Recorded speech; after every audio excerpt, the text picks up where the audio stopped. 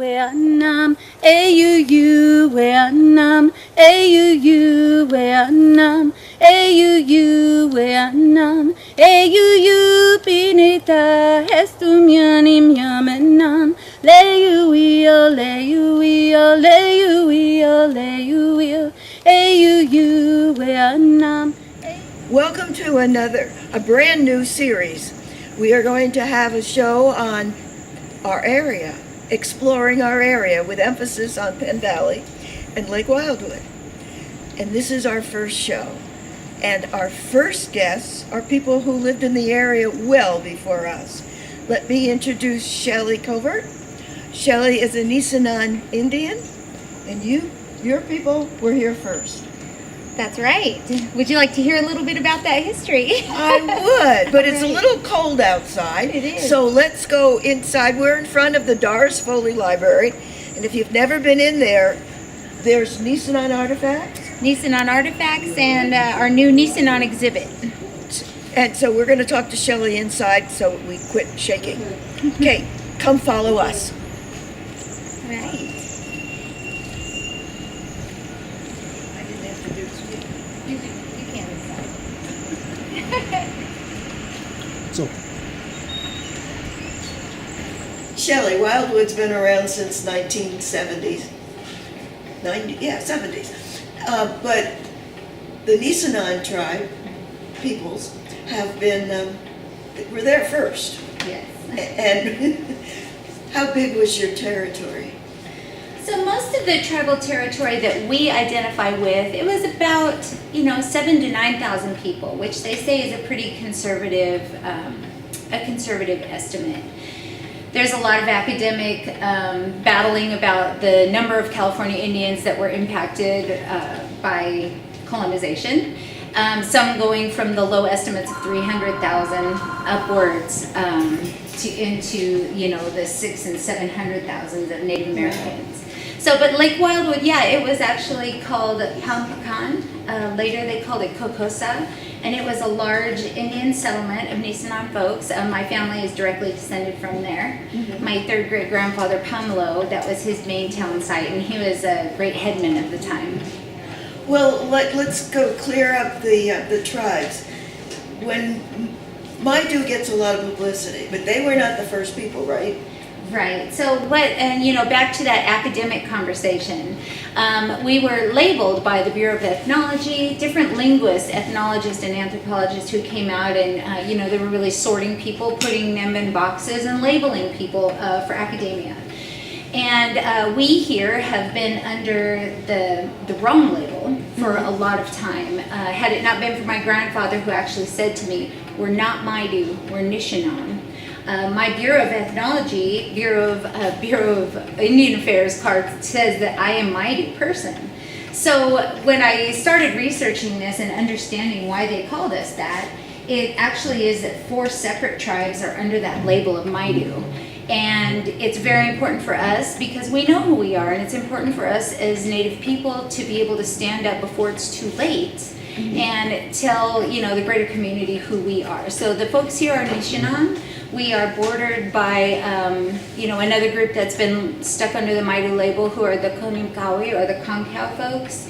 The Machupta folks of Chico were some of the first to say stop calling us Maidu or Machupta, and then the Maidu proper, or the mountain Maidu up in Plumas County, who some of their elders have now been saying, well, we're not Maidu either. That's also a label for us. So it's a really, you can really get in the weeds on the conversation. Right. But we are not Maidu, we're Nisenan. Nisenan. Now you had a big colony in Nevada City, didn't you? Yeah. And that's where your rancheria is now?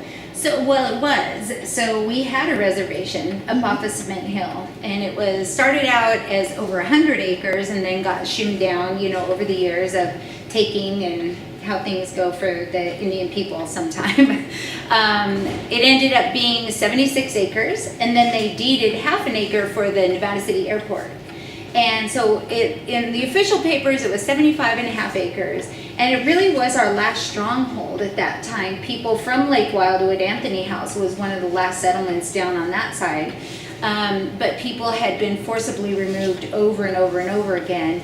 And the remaining group of folks that the Nisenan people of this specific tribe ended up on Cement Hill.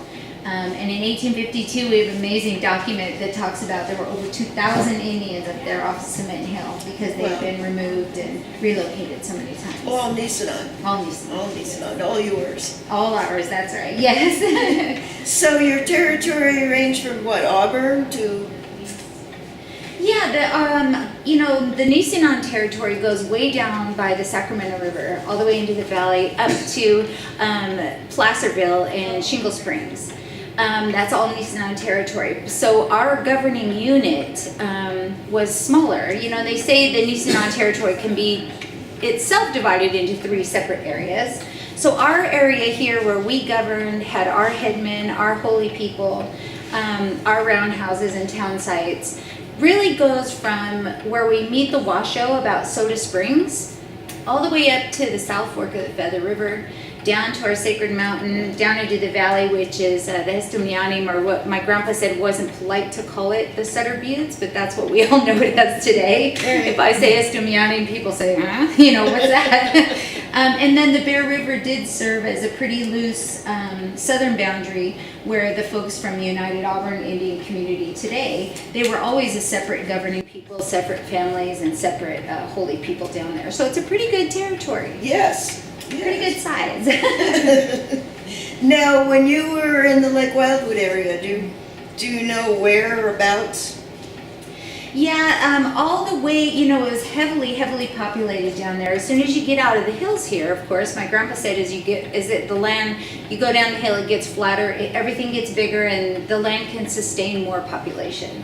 So you can see it as you come down the hill from Grass Valley into Penn Valley, down past Rex's Reservoir. There were huge town sites there, down into Penn Valley, of course, which great big town sites. Lake Wildwood, down into Bridgeport, and then back up the other side into French Corral, all had really significant populations that all were family associated with Lake Wildwood area. Before it was Lake Wildwood specifically, especially that, before the lake was put in, that was a big, beautiful meadow, and my grandfather actually had a cabin there right by where the dam is kind of where people settled, where the creek came down right there. It was a really nice spot. Yes, it was a very nice Yeah, spot. it was very And you briefly learned to the Anthony House. Why don't we go into that? Oh, sure. So the Anthony House was, I believe they had a stage stop there early on, but it was a hotel site and a family, was an Anthony family. I don't know much about the modern history of Anthony House itself, but a lot of times when you see pockets of our family members and the Nisenan people where they're stable and staying for a short amount of time, historically speaking, or looking at a long timeline, a small amount of time, Anthony House for us was because those families who allowed the people to stay were Indian friendly. I've made up some of my own words to talk about these subjects, but so many people were not Indian friendly and killed the Indians or ran them off, and as they were homesteading and claiming lands, of course. But there you see scattered around, especially in our territory here, you see many of the settling families who allowed the Indians to stay in their original place, which is really phenomenal. And I'm always excited to find descendants of those settling families as well, because we're part pioneer. I'm obviously not a full-blood. So those stories are very dear to my heart, and to know that there's always kind people throughout time that will stand up in times of terror like that and help keep people safe. Right. Now, how did you sustain yourself? Were you farmers? Or? Not farmers like we see today, where you actually dig and plant. They say that it was more of an encouragement of the natural plants and trees and animals that grew. One of our last headmen here in Nevada City even talked about the plants that they would plant to encourage the herds that were migrating through the valley, through the lands, so they would come by close to town, so you didn't have to go as far to hunt them. And I just think that's really ingenious. It's entrapment. It is. Come on over over here, to these delicious plants and bring them closer to town. Of course, we lived off of, one of my favorite things to talk about is my grandma talked about in the early 1900s when they had the open radiator cars. She said the old Indian ladies would go out and pick the bugs and the wasps and the different bugs off the radiator, and they'd just flick their wings off, and they would eat them because they were roasted. And she said that they tasted a lot like popcorn, which I've never tried it myself, so I couldn't really, throw in on that conversation. But they ate grasshoppers and all different kinds of worms and larvae. It was a huge part of their diet. There are stories about how they would find the yellow jackets, the ones that would nest in the ground, and they would smoke them out so they would get tired, and then they would roast them, and I guess they were really delicious. So all kinds of insects, of course, the elk herds that aren't here in California anymore. A lot of of course, the salmon that can't make it up into these areas like they used to. Huge, just constantly finding the best berries and plant materials and foods, and digging into the ground, eating lots of wild onion and Indian potatoes, and all different kinds of tubers and roots. The ladies always had a digging stick, and I guess they were just expert at licking those tubers and roots out of the ground, and they were delicious to add in with our acorn, pine nuts, a big, beautiful variety of food. So your tribal ancestors had left the area before Wildwood came. And not on their own, not by choice. Okay, that was my next question. So every, that's something it's taken me to get older to talk about, because I was always worried about hurting somebody's feelings or sounding like, the mad Indian woman or whatever. There's a lot of stereotypes, that go along. And I think my mom and her ancestors we never talked about these things because we're living in a place of settlement. So why on earth would you go out and, raise your hand and say, oh, this happened to us, because you would be persecuted for that back in time. I mean, as we get older and we're all so much more open to talking about the truth of Christopher Columbus and the truth of Johann Sutter, that it's okay to broach some of these topics now. And I've had to really change my own vocabulary to be a little bit stronger, to say, we didn't leave on our own accord. All land here was taken forcibly. We ceded nothing by choice, and it really was a time of horror for the Nisenan people. It was really brutal and bloody, and followed on the tail of the Indian boarding schools where all the children were forcibly removed from their homes. It was a really terrible time. But again, I always think there are certain people sprinkled around throughout time to help at least some of the people stay and remain in their homelands. And that's what happened here with us. We had certain families that allowed us to stay, and is why there's a tiny population of Nisenan people who are actually from here that remain. It's because of those few kind of families who didn't force them out. And that's why you have a tribal council to continue the heritage. Yeah, and tribal councils are a bit more of a Plains Indian style of governing. We were very much governed in a different way out here. We had head of families, and then a village or town head people, and then more of all those towns that were linked together by a higher head person. And most of our leaders were men, but you could most certainly be a woman leader. So our male leaders were called Hook, and our female leaders were called Mayan. And it was sort of like what we have now with cities and counties and states and, the nation.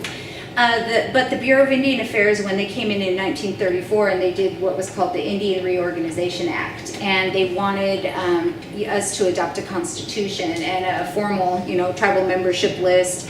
And that is the time we decided to adopt the tribal council model, which was not necessarily the way we governed ourselves, but it works today. It's a very modern way of doing things that we didn't naturally do in that way long ago. Yeah, but we do. We're I get again, as I get older, I get a little sad at the realization of things. And we have 146 members. We just had a brand new Nisenan baby born into the tribe. Almost a month already, but we're losing our elders, our upper echelon of age group. And we're very tiny. We don't have any fluent speakers left of the language. And we don't have, our reservation was sold in 1964 by the federal government at auction. So we don't have any land.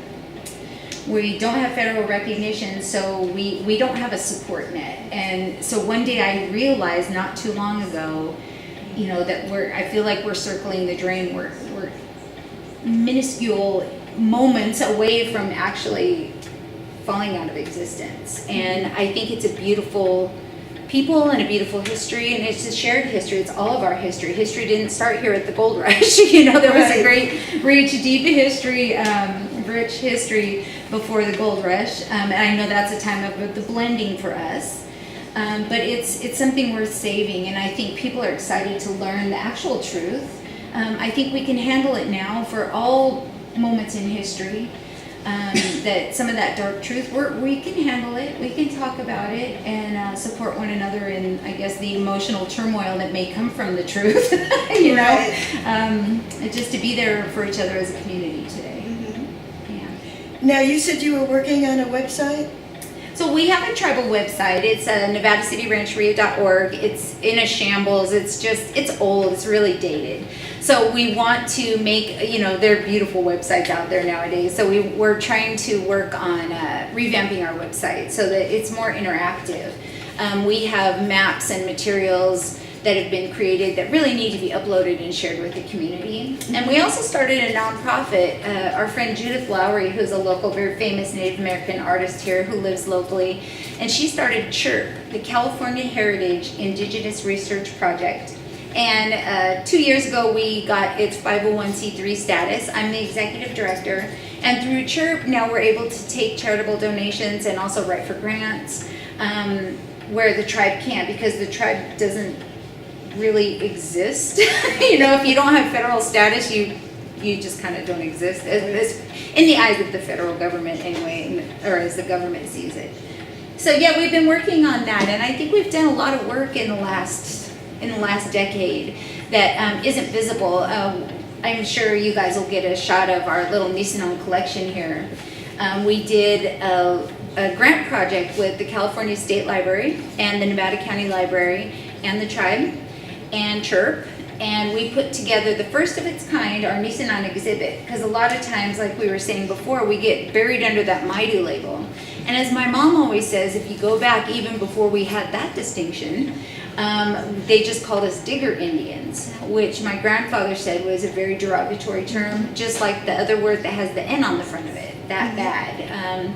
And so we went out to Washington, D.C. and looked in the archives out there. And I tried to look up Nisenan, nothing. And, I kind of bite my lip and go, fine, I'll look under Maidu. And I look under Maidu and nothing. And I was a bit perplexed. And then I thought, oh, of course, digger. That's what I need to look under. And they brought out 19 of those big archival boxes with no geographic distinction, no tribal names, no time frames. I mean, there was no way to search except, by your psychic abilities to sort of close your eyes and pick a box. But it was really, that's a perfect project in waiting, is for somebody to go through and actually look at that stuff. But from that research, we created this Nisenan exhibit where we have gone through and pulled out the references about this geographic area and our people here. And it's a little exhibit, but it really is the beginning of getting ourselves back on the map. Speaking of getting yourselves, you mentioned that there's artifacts here in the library. Yes. Why don't we go look at them and you can tell us what they're about? That would be great. Okay. All right, this is obviously stone. Yes. Was it made or this? Yeah, they're fashioned, and some of the old stories, they talk about some of the super old stones. They don't know where they came from. They've always had them. Mm-hmm. But other stories talk about the people fashioning themselves for whatever they're pounding. Mostly acorn, using to pound for acorn. And black oak acorn here for us was a huge trade item. We traded down to the coast for the different shells. These are all trade items that we didn't have here. Our abalone, our dentalium, And then the pine nuts also were gathered and pounded and used as food, but also they called this the women's money, and we adorned our dresses and used them for decoration a lot. But yeah, so this is, this is a good example of something that would have been used here. And these are a pair, which you hardly ever see a matched pairs. Really rare these days. But anybody, that does have artifacts on their land, because a lot of our families are the settlers whose families homesteaded here. And it's really a miracle when some of these things are still on the landscape. And people call and ask us if we want the artifacts. And I always say, please, take a picture for me and give me a GPS coordinate. But leave these beautiful items with the land where they came from. We would like to know about them as the Nevada City Rancheria and Nisenan people. But if they're on their original land, that's miraculous to me. And we really believe that they should be kept where they were originally. How very nice. This is not a toy. This is not a toy. This is very heavy. So you ground up the acorns before the squirrels got them. Oh yeah, good luck too. It's not an easy task. And then what, made meal out of it? Meal and soups and bread and pastes. I know that the old ladies, my grandma told me the old ladies would travel with the small packs on their back, the conical shape, and they would leave their mush in a paste form. That way it was easy to pack in between leaves, and then they would travel, and when they stopped to rest, they would take out the paste, add water, and then make their soup or gruel or whatever, so it wasn't as heavy. Very clever. Very clever. Very clever. Very logical. Yeah. Very logical. Everything is so logical.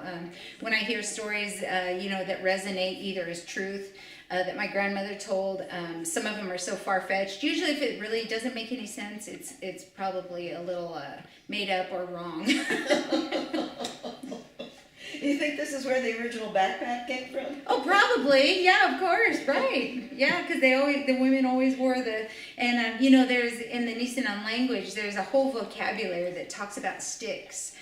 Because you're out in the woods all the time and making fire but there's actually a verb we found recently for the action where you're taking the stick or anything and throwing it into your backpack, which I just find really the language talks about the culture. Yeah.